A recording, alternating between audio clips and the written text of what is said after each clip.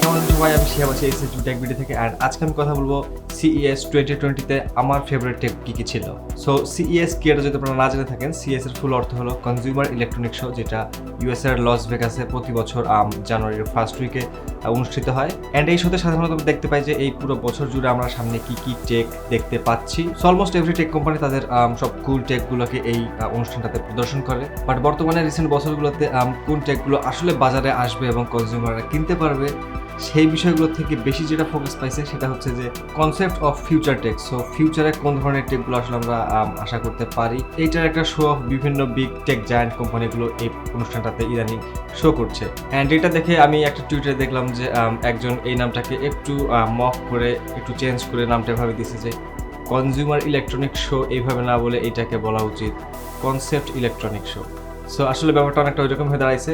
But তবুও আমরা এই ধরনের অনুষ্ঠান থেকে বা এই ধরনের প্রোগ্রাম থেকে একটা গ্লিম্পস পাই যে ফিউচার টেক বা ফিউচার লাইফস্টাইল মানুষের কেমন হবে। সো অ্যাজ ইউজুয়াল প্রত্যেকটা ফোন ম্যানুফ্যাকচারিং কোম্পানি, প্রত্যেকটা ল্যাপটপ ম্যানুফ্যাকচারিং কোম্পানি, প্রত্যেকটা টিভি ম্যানুফ্যাকচারিং কোম্পানি, প্রত্যেকটা কার ম্যানুফ্যাকচারিং কোম্পানি, অলমোস্ট প্রত্যেকটা। অ্যান্ড এরকম ইলেকট্রনিক অর টেক জর্নার যত বড় বড় কোম্পানি আছে, বড় বড় সাইট আছে, আপকামিং অর কনসেপ্ট ইলেকট্রনিক প্রোডাক্টগুলো এই অনুষ্ঠানটাতে শো করছে।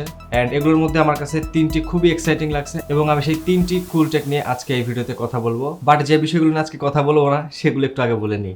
ডেফিনেটলি আমি এই ভিডিওতে মার্সিডিজ বেঞ্জের vision AVTR avatar, you get it right, আমি ডেফিনেটলি এই কারটা নিয়ে কথা বলবো না। অবশ্যই এই কারটা অ্যাভাটার মুভিতে যেরকম কনসেপ্ট ফিউচারিস্টিক টাইপের কার যেরকম আমরা দেখতে পাইছিলাম, দেখতে অনেকটাই ওই রকম। চাকাগুলোতে মনে হচ্ছে RGB লাইট লাগাইছে। ফুললি অটোনোমাস একটা কার, অ্যান্ড এটাতে কোনো স্টিয়ারিং হুইল নাই। সো আপনি কেমনে কারটাকে কন্ট্রোল করবেন সেটার জন্য একটা প্লেস আছে যেখানে আপনি হাত রেখে সেন্সরের মাধ্যমে গাড়িটা কন্ট্রোল করতে পারবেন। আমি আরও একটা প্রোডাক্ট যেটা নিয়ে কথা বলবো না সেটা হচ্ছে OnePlus Concept One, যেটা ম্যাকলারেনের সাথে পার্টনারশিপে এসে একটা ফোন বের করছে, যেটার পিছনের যে ক্যামেরাগুলো থাকে সেগুলো হচ্ছে টিন্টেড গ্লাস দিয়ে ঢাকা, অ্যান্ড সেই টিন্টেড গ্লাসটা কন্ট্রোলেবল। সো আমরা ইউজুয়ালি যে ধরনের গাছগুলো গাড়ির সানরুফে দেখি, যেটা দিয়ে হচ্ছে সূর্যের আলোটা গাড়িতে আসবে কি আসবে না সেটা কন্ট্রোল করা যায়। সো ইলেকট্রোক্রোমিক গ্লাস দিয়ে সেই কাজটা করা হয়। সো সেই ইলেকট্রোক্রোমিক গ্লাসের একটা মিনিয়েচার ভার্সনের একটা কাজ তৈরি করে সেইটা হচ্ছে এই স্মার্টফোনের লেন্সের সামনে দিছে, যেন যখন চাই লেন্সগুলোকে ঢেকে রাখতে পারি, অ্যান্ড যখন ক্যামেরাটা অন করি তখন লেন্সগুলো আবার দেখা যায়। অ্যান্ড মজার ব্যাপার, এই ধরনের কাজ লেন্সের সামনে ব্যবহার করার ফলে আরেকটা সুফল আমরা পাবো, সেটা হচ্ছে এই কাজটাকে ND ফিল্টার হিসেবে ইউজ করা যাবে। যদিও এটা পুরোপুরি একটা কনসেপ্ট ফোন, অ্যান্ড এই ফোনটা বাজারে আসতেছে না। অ্যান্ড এই ধরনের টেকনোলজি ব্যবহার করে কবে কোনো ফোন ম্যানুফ্যাকচারিং কোম্পানি কবে কোনো ফোন বানাবে এই বিষয়ে কোনো তথ্য আপাতত নাই, জাস্ট এ কনসেপ্ট। আমি সনি কনসেপ্ট কার নিয়েও কথা বলবো না, যেটা টেসলা মডেল S থেকে আই থিঙ্ক একটু ইন্সপায়ার্ড হয়ে কারটা বানানো, বাট সনির মডেল কারটা ভেরি কুল। এবং আমি অবশ্যই টার্মস অফ যে PC case modification, water cooled case মডিফিকেশনগুলো আছে সেগুলো নিয়েও ডেফিনেটলি কথা বলবো না, বিকজ এগুলো প্রত্যেকটা বছরের CES এরই একটা ট্রেন্ড হয়ে গেছে। সো যত ধরনের কুলভাবে একটা পিসি ওয়াটার কুলড করে মড করা যায় আর সেগুলোর বেস্ট একটা শো অফ এই কেসগুলোর মাধ্যমে দেখানো হয়। অ্যান্ড অলরেডি এতক্ষণ আমি যেগুলো টেক নিয়ে কথা বলেছি, আমি এগুলো নিয়ে কথা বলছি না এই কারণ আই থিঙ্ক অলরেডি আপনারা যারা একটু ঘাটাঘাটি করছেন অলরেডি এই টেকগুলো সম্পর্কে জেনে গেছেন। এবং পিসি কেস মডিফিকেশনের বিষয়ে কথা না বলতে আরেকটা যে বিষয় নিয়ে আমি কথা বলবো সেটা মাথায় এসে গেল, সেটা হচ্ছে স্যামসাংয়ের 8K fully bezelless TV. So প্রত্যেকবার CES-এ আমরা টিভির নতুন টেকনোলজি কোয়ান্টাম ডট OLED নানান ধরনের টিভি টেকনোলজি দেখতে পাই, বাট এবার স্যামসাং একটা অ্যাকচুয়ালি বিরাট সাইজের 8K ফুললি বেজেললেস টিভি আনছে, যেটা actually fully bezelless. So screen to body ratio I think 100%। Samsung পারে, স্যামসাংয়ের সেই ক্ষমতাটা আছে, তাই স্যামসাং শো অফও করে। সো স্যামসাংয়ের কথা বলতে স্যামসাংয়ের আরেকটা টিভির কথা মনে পড়ে গেল। শুধু স্যামসাংই না, স্যামসাংয়ের সাথে TCLও এই কনসেপ্টটাতে যোগ দিচ্ছে, সেটা হচ্ছে রোটেটিং টেলিভিশন। তো টিভি আমরা ইউজুয়ালি হরাইজন্টালভাবে দেখে অভ্যস্ত, বাট এই টিভিগুলো অ্যাকচুয়ালি রোটেট করে ভার্টিক্যাল হতে পারে। সো এই ওরিয়েন্টেশনটা টিভি রিমোট দিয়েও কন্ট্রোল করা সম্ভব, বা আপনি যদি ফোন থেকে কোনো কিছু বিম করে টিভিতে দেখেন, সেক্ষেত্রে ফোনে যদি কোনো কন্টেন্ট হরাইজন্টালে দেখতে থাকেন তখন সেইটা টিভিটা অটোমেটিকলি ঘুরে হরাইজন্টালে হয়ে যাবে, অ্যান্ড ফোনটা যদি ঘুরে আপনি পোর্ট্রেট করে ফেলেন তখন টিভিটাও ঘুরে পোর্ট্রেট হয়ে যাবে। Vertical video I am not a big fan. অনেকগুলো টেক নিয়ে কথা বললাম না, বাট অ্যাকচুয়ালি এখন আমি 3টা টেক নিয়ে কথা বলবো, অ্যান্ড যেগুলো আমার কাছে খুবই এক্সাইটিং লাগছে। সো প্রথমে হচ্ছে LG-র বুথ থেকে পাওয়া LG-র স্মার্ট ডোর।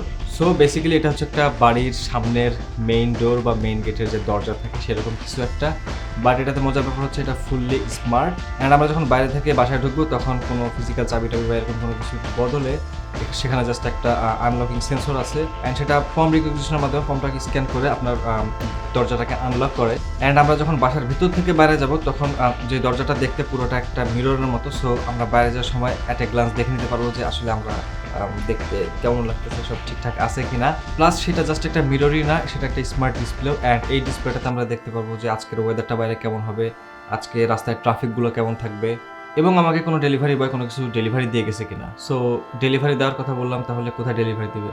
ইয়েস, সো দরজার আরেক পাশে থাকতেছে একটা ছোট একটা কেবিন বা ছোট একটা জায়গা যেখানে যত অনলাইন ডেলিভারি সার্ভিসেসগুলো আছে বাইরের দেশে, যেমন অ্যামাজন বা এই ধরনের সাইটগুলো, বাংলাদেশেও আছে Daraz plus Evaly Evaly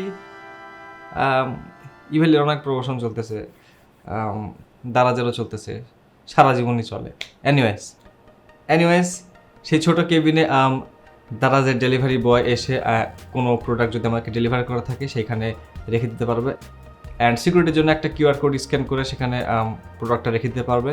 and definitely LG food পান্ডাকেও ভুলে যায়নি। সো ফুড পান্ডা বা এরকম খাবার ডেলিভারি যেগুলো সার্ভিস আছে সেগুলোর জন্য একটা built in actually mini fridge এই স্মার্ট ডোরটার সাথে আছে। সো উপরের একটা অংশ হচ্ছে স্মার্ট মিনি ফ্রিজ। নেক্সট আমার কাছে যে জিনিসটা অনেক এক্সাইটিং লাগছে, অ্যান্ড ডেফিনেটলি বর্তমানে এটা জাস্ট একটা কনসেপ্ট, বাট এই কনসেপ্টগুলোর থেকে আমরা একটা ধারণা পাই যে future might look like this. Yes, আমি কথা বলছি হুন্দাইয়ের এয়ার ট্যাক্সির। সো বেসিক্যালি এটা একটা ড্রোন, অ্যান্ড ড্রোনের সাথে একটা ট্যাক্সি সেট করা আছে যেটা আপনাকে রাস্তা দিয়ে না নিয়ে যে আকাশ দিয়ে উড়ায় আপনার গন্তব্যে নিয়ে যাবে, অ্যান্ড এই ট্যাক্সিটাতে সর্বোচ্চ 4 জন চড়তে পারবে, এবং ট্যাক্সিটা সর্বোচ্চ 288 কিলোমিটার বেগে যেতে পারবে, এবং ট্যাক্সিটার যে রেঞ্জ থাকবে সেটা হচ্ছে 100 কিলোমিটার। অবভিয়াসলি এই ধরনের টেক হুট করে সামনে আসলে আমাদের অনেক ভয় ঢুকে যায় যে হোয়াট ইফ প্রোপেলারগুলো যদি কাজ করা বন্ধ করে দেয় বা কোনো পাখা যদি নষ্ট হয়ে যায় তাহলে কি ড্রোনটা ক্র্যাশ করে সবাই মারা যাবে বা এই ধরনের কি। ইউজুয়ালি আমরা সবাই চেঞ্জের সাথে অভ্যস্ত না, চেঞ্জকে ভয় পাই। সো এই ধরনের কোশ্চেনগুলো সামনে আসা স্বাভাবিক, এবং সেগুলোর উত্তরে হুন্দাই বলছে যে আমাদের এই এয়ার ট্যাক্সিতে এক্সট্রা করে কিছু ফ্যান বা পাখা লাগানোই আছে, কোনো কারণে যদি একটা ফেল হয় তাহলে সেকেন্ডটা চালু হয়ে যাবে, অ্যান্ড ফাইনালি যদি ফুল ইভি ইলেকট্রনিক সিস্টেমটাই যদি নষ্ট হয়ে যায় বা কোনো কারণে যদি খারাপ হয়ে যায় ফ্যান বা এভরিথিং, দেন লাস্ট অপশন হিসেবে একটা প্যারাশুট আছে যেটা খুলে যাবে অ্যান্ড স্লোলি সেফলি আপনাকে মাটিতে ল্যান্ড করবে, জাস্ট কারো বাড়ির উপর ল্যান্ড না করুক। অ্যান্ড হুন্দাই যেহেতু উবারের সাথে কোলাবোরেশনে এই ধরনের একটা ট্যাক্সি বানানোর চিন্তা ভাবনা করছে, সো আমরা ডেফিনেটলি অ্যাপের মাধ্যমেও কল দিয়ে এই হুন্দাইয়ের এয়ার ট্যাক্সিকে ডাকতে পারবো।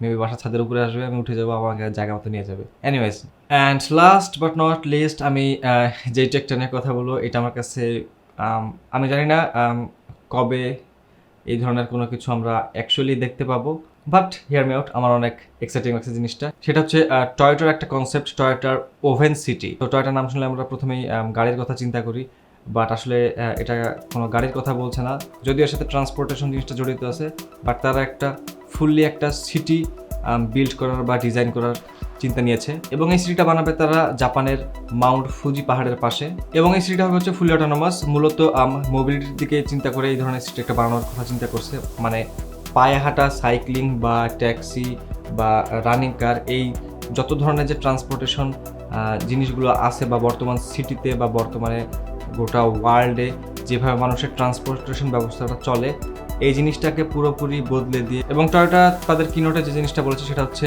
এই পুরো সিটিটা পাওয়ার দিবে হচ্ছে হাইড্রোজেন। সো বোঝাই যাচ্ছে অনেক সাস্টেনেবল একটা এনার্জি। তো আশা করি ভিডিওটা আপনাদের ভালো লাগলো। কিছু ব্যক্তিগত ব্যস্ততার কারণে ভিডিওগুলো স্কেজুয়ালে একটু ডিলে চলে আসছে, সেজন্য আমি আন্তরিকভাবে দুঃখিত, বাট 2020টা একটু শুরু হলো এরকম হিকাপের মাধ্যমে। আশা করা যায় সামনে একটু ইজ আসবে। অ্যান্ড টয়োটার এই ওভেন সিটিটা দেখতে থাকুন। আজকের ভিডিওটা এই পর্যন্তই। আশা করি ভিডিওটা আপনাদের ভালো লাগছে। যদি ভালো লাগে থাকে definitely hit the like button, and subscribe না করে থাকলে definitely hit the subscribe button, সাথে বেলটাও টিং টিং বাজায় দিয়েন।